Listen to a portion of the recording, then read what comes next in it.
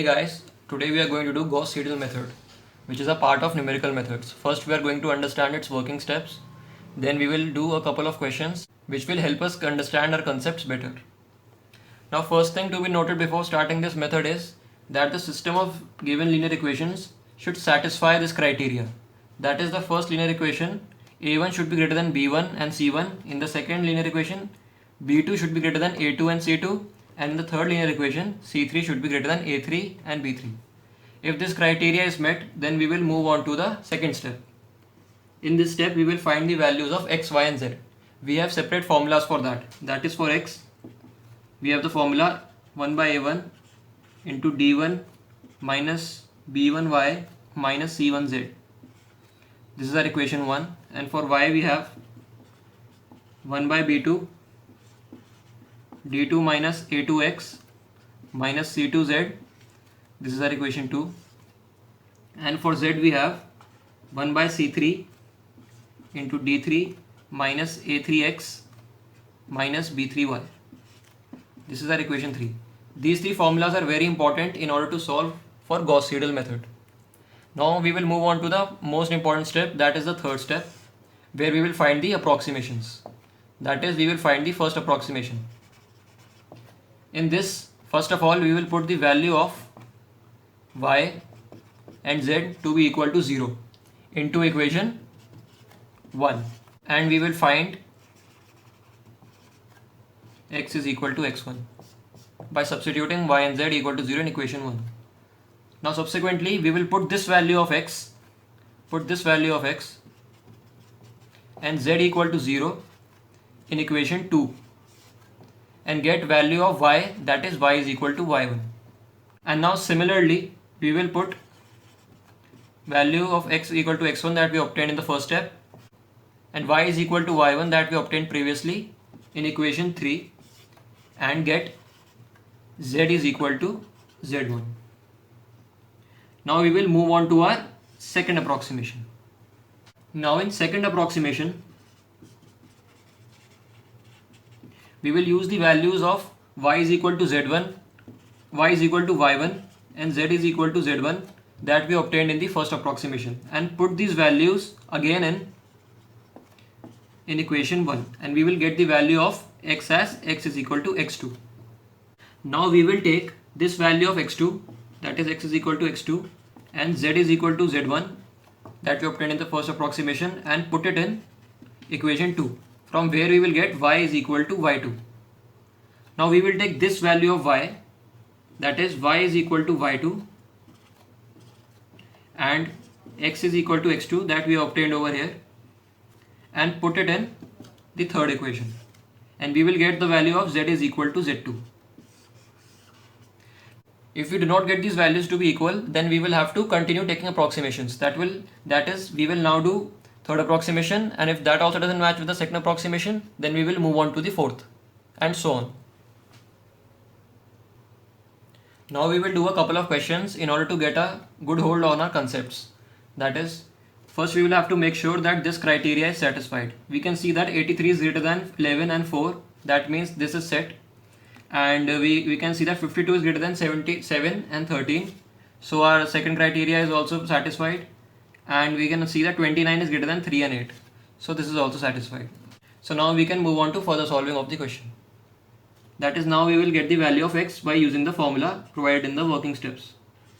That is, 1 by a1 is equal to into d1 minus b1y minus c1z. Now we will put the values from the question. That is 1 by 83, 95 minus 11y plus 4z. Similarly we will get the value of y, that will come out to be 1 by 52, 104 minus 7x minus 13z.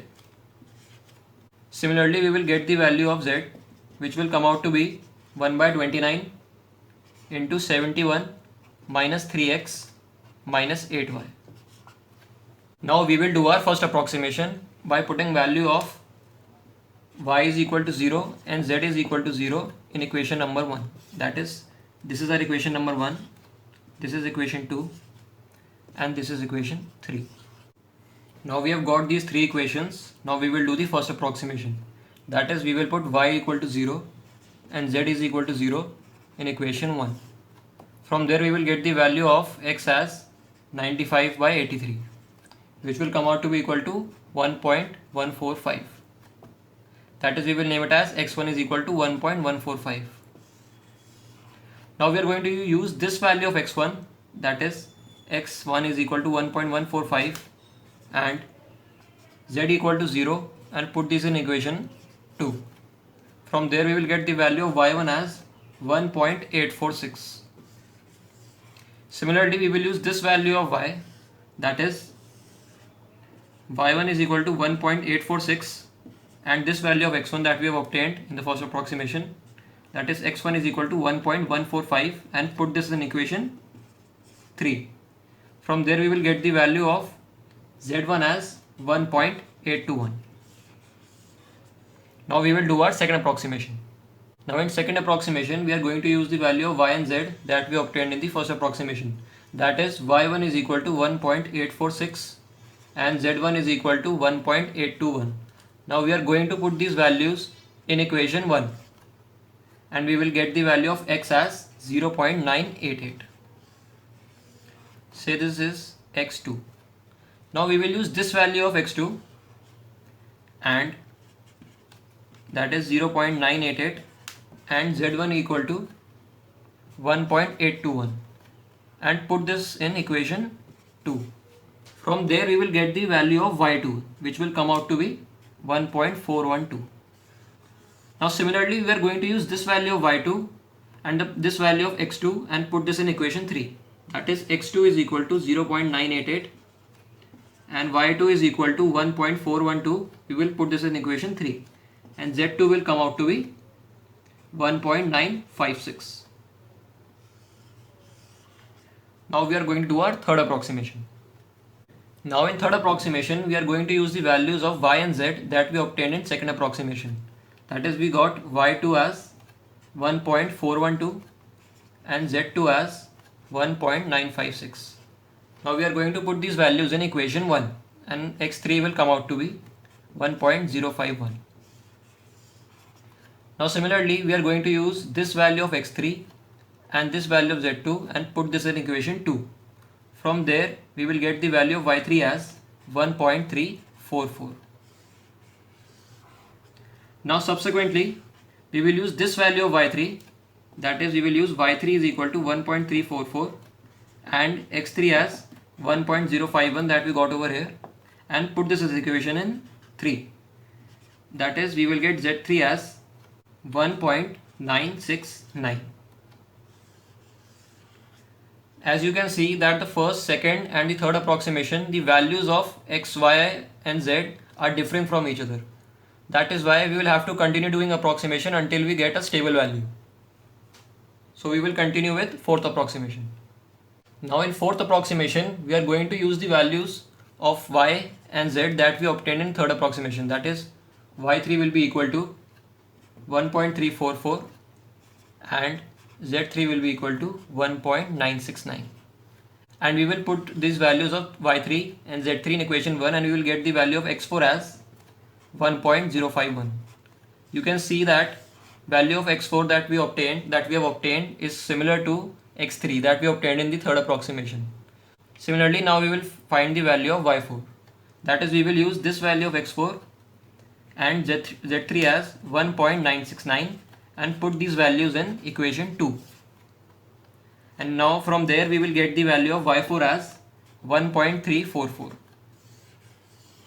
Similarly, we will use this value of y4 and this value of x3, that is x4